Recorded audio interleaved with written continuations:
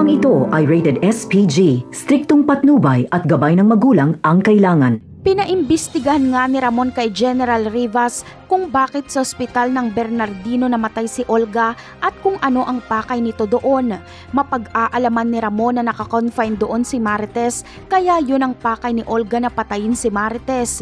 Sa pag-aalala ni Ramon kay Marites ay tatawagan niya ito, pero hindi sumasagot si Marites. Kaya labis na mag-aalala si Ramon, pupuntahan niya mismo si Marites sa bahay nito.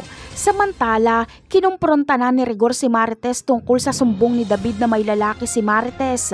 Ayon kay Rigor ay ito daw umano ang dahilan kung bakit hindi siya pinapatawad ni Marites. Pumalag naman si Marites at iginiit na wala siyang lalaki. Huwag daw siyang baliktarin ni Rigor. Sa mga oras na ito na nagtatalo si Rigor at Marites ay nakapasok na si Ramon sa kanilang bahay. Pinapakinggan lang ni Ramon ang sagutan ni Marites at Rigor. Inamin ni Marites na wala na siyang nararamdaman kay Rigor at dito ay galit na galit si Rigor. Habang si Ramon ay nakahanda na ang baril, hinihintay niya na lang nasaktan ni Rigor si Marites. Kapag mangyari ito ay papasok si Ramon sa kwarto nila Rigor para tapusin si Rigor at kunin si Marites.